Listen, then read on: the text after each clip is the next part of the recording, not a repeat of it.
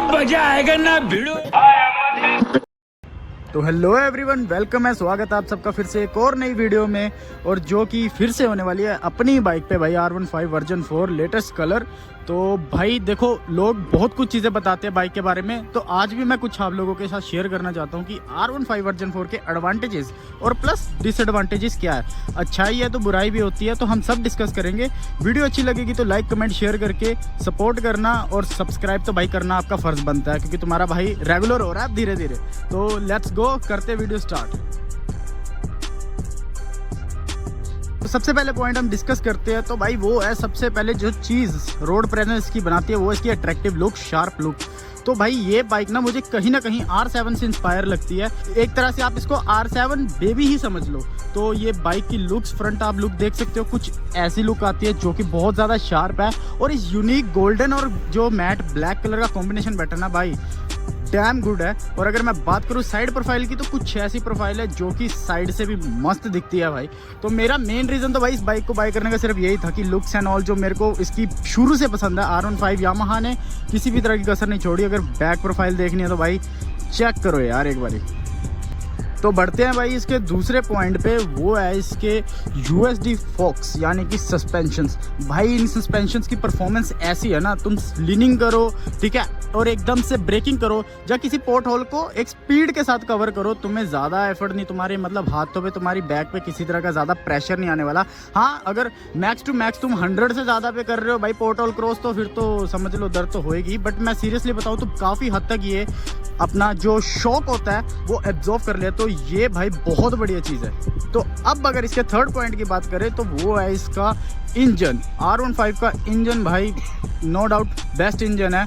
155 CC engine, single cylinder, 4 stock और 4 valves के साथ आता लिक्विड कूल इंजन। तो अगर बात करें इसके पावर की तो भाई 18.4 PS की पावर ये बाइक प्रोड्यूस करती है। और अगर बात करें इसके टॉर्क की तो 14.2 न्यूटन का इसका टॉर्क है जो कि बाइक प्रोवाइड करती है। ये इंजन बहुत रिलायबल है, और कहीं ना कहीं ये वाला मॉडल 2023 थोड़ा सा इम्प्रूव्ड है, जिससे इसकी परफॉर्मेंस अगर मैं बात करूँ तो भाई इसका डायरेक्ट कॉम्पिटिटर आज की डेट में RS 200 है। भाई वो लगा लो कि ये उसको भी कम्पीट करने में पीछे नहीं रह रही है।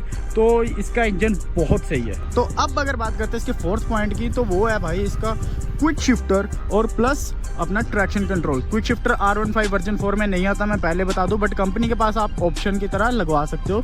तो अगर मैं बात करूं क्विक शिफ्टर की, तो भाई क्विक शिफ्टर का वर्किंग ऐसा है कि मतलब बहुत स्मूथ है। आप विदाउट क्लच पकड़े एक कांस्टेंट रेस के ऊपर, एक RPM के ऊपर आप गियर शिफ्ट कर सकते हो अप साइड को। डाउन साइड शिफ्टर इसमें नहीं है। तो अगर आपने अप साइड मतलब शिफ्ट करना है तो उसके लिए क्विक शिफ्टर बहुत बढ़िया और अच्छे से वर्क करता है। और अगर मैं बात करूँ ट्रैक्शन कंट्रोल की, तो traction control on end of का बटन इसमें दे दिया गया है। तो अगर इसके मैं स्विच की बात करूँ तो राइट साइड यहाँ पे आपको दिख जाएगा, इन्फो ट्रिप के बीच में, यहीं पे आपका traction control on end of करने का स्विच आ जाता है। तो अगर मैं बात करूँ ट्रैक्शन कंट्रोल की परफॉर्मेंस कैसी है, तो भाई परफॉर्मेंस एक नंबर है, ग्रिप बनी रहती है, बाइक आउट नहीं होती हाई स्पीड पर भी। तो अगर आपको जानना है कि ट्रैक्शन कंट्रोल कैसे बढ़िया से वर्क करता है तो मुझे कमेंट सेक्शन में बताना भाई, मैं एक प्रॉपर डेडिकेटेड वीडियो भी इस पर बनाऊंगा। और कुछ दोस्त भी आ गए हमारे साथ। तो भाई लोग तो अपने वहाँ पे चले गए, अपनी मस्ती मार रहे हैं। तो अब देखो भाई, हमने इसके एडवांटेज तो कर लिए कवर, अब आते हैं इसकी बुराइयाँ यानी कि डिसएडवांटेजेस पे।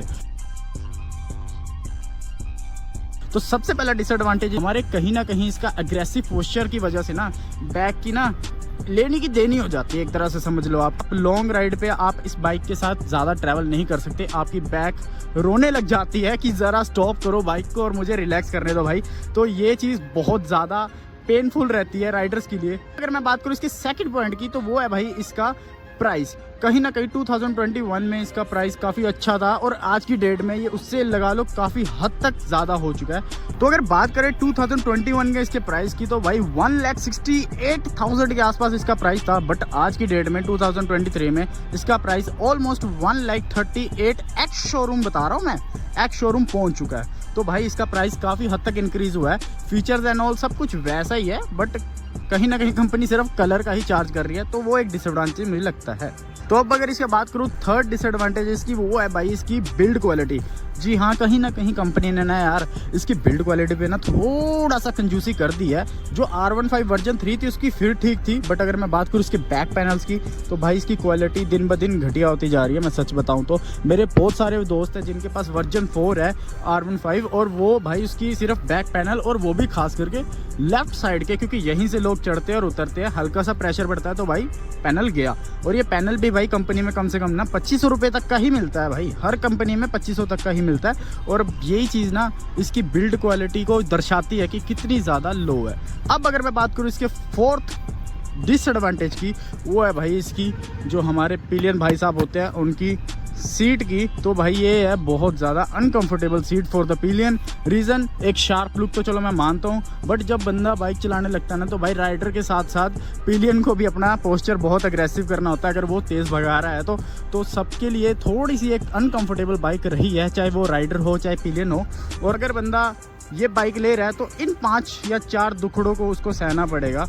तो ये थी आज की वीडियो। होप सो आपको वीडियो अच्छी लगी होगी, और अगर अच्छी लगे तो भाई लाइक सब्सक्राइब करना तो आपका फ़र्ज़ बनता है, और कमेंट करके आपको बताना बनता है कि भाई क्या और आपको डिसएडवांटेज लगते हैं और क्या और एडवांटेज लगते हैं। तो चलिए दोस्तों, मिलते हैं आपको किसी नेक्स्ट वीडियो में, और टिल दैट के लिए peace out, signing off with the VRT the rider, be the family member of VRT।